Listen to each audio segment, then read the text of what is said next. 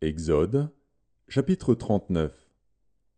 Avec les étoffes teintes en bleu, en pourpre et en cramoisi, on fit les vêtements d'office pour le service dans le sanctuaire, et on fit les vêtements sacrés pour Aaron, comme l'Éternel l'avait ordonné à Moïse.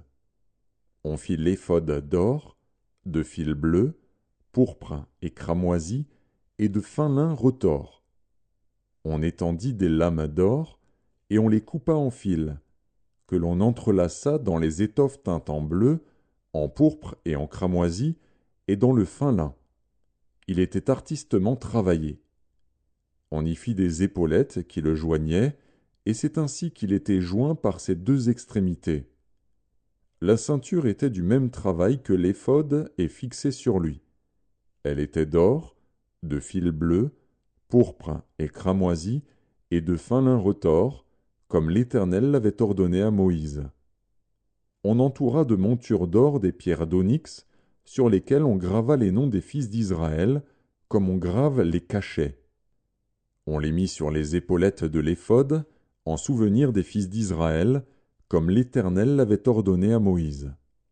On fit le pectoral, artistement travaillé, du même travail que l'éphod, d'or, de fil bleu, pourpre et cramoisi, et de fin lin retors.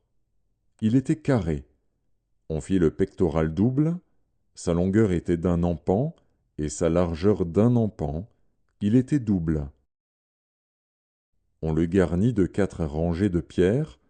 Première rangée, une sardoine, une topaze, une émeraude. Seconde rangée, une escarboucle, un saphir, un diamant.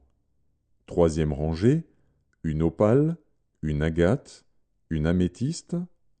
Quatrième rangée, une chrysolite, un onyx, un jaspe. Ces pierres étaient enchâssées dans leur monture d'or. Il y en avait 12, d'après les noms des fils d'Israël. Elles étaient gravées comme des cachets, chacune avec le nom de l'une des 12 tribus. On fit sur le pectoral des chaînettes d'or pur, tressées en forme de cordon. On fit 2 montures d'or et 2 anneaux d'or, et on mit les 2 anneaux aux 2 extrémités du pectoral. On passa les 2 cordons d'or dans les 2 anneaux aux 2 extrémités du pectoral. On arrêta par devant les bouts des 2 cordons aux 2 montures placées sur les épaulettes de l'éphod. On fit encore 2 anneaux d'or, que l'on mit aux 2 extrémités du pectoral, sur le bord intérieur appliqué contre l'éphod. On fit 2 autres anneaux d'or, que l'on mit au bas des 2 épaulettes de l'éphod, sur le devant, près de la jointure, au-dessus de la ceinture de l'éphod. On attacha le pectoral par ses anneaux aux anneaux de l'éphod avec un cordon bleu, afin que le pectoral fût au-dessus de la ceinture de l'éphod et qu'il ne pût pas se séparer de l'éphod, comme l'Éternel l'avait ordonné à Moïse. On fit la robe de l'éphod, tissée entièrement d'étoffe bleue. Il y avait, au milieu de la robe, une ouverture comme l'ouverture d'une cotte de maille, et cette ouverture était bordée tout autour, afin que la robe ne se déchirât pas. On mit sur la bordure de la robe des grenades de couleur bleue, pourpre et cramoisi, en fil retors. On fit des clochettes d'or pur, et on mit les clochettes entre les grenades, sur tout le tour de la bordure de la robe, entre les grenades.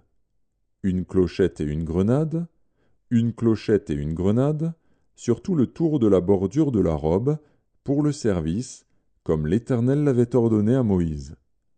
On fit les tuniques de fin lin, tissées, pour Aaron et pour ses fils, la tiare de fin lin, et les bonnets de fin lin servant de parure, les caleçons de lin, de fin lin retors, la ceinture de fin lin retors, brodée, et de couleur bleue, pourpre et cramoisi, comme l'Éternel l'avait ordonné à Moïse.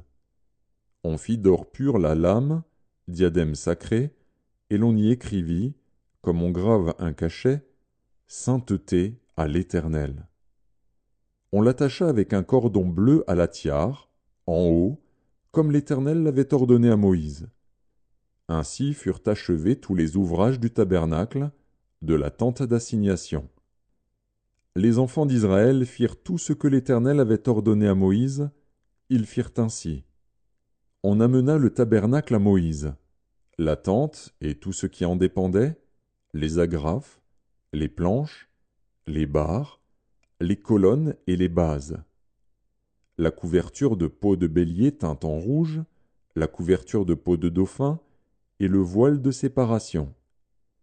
L'arche du témoignage et ses barres, et le propitiatoire. La table, tous ses ustensiles, et les pains de proposition. Le chandelier d'or pur, ses lampes, les lampes préparées, tous ses ustensiles, et l'huile pour le chandelier. L'autel d'or, l'huile d'onction et le parfum odoriférant, et le rideau de l'entrée de la tente. L'autel d'airain, sa grille d'airain, ses barres, et tous ses ustensiles.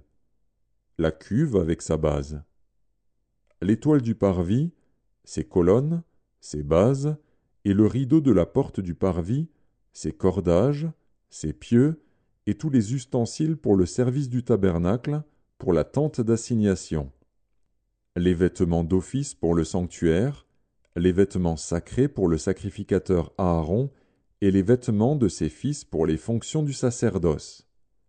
Les enfants d'Israël firent tous ces ouvrages, en se conformant à tous les ordres que l'Éternel avait donnés à Moïse.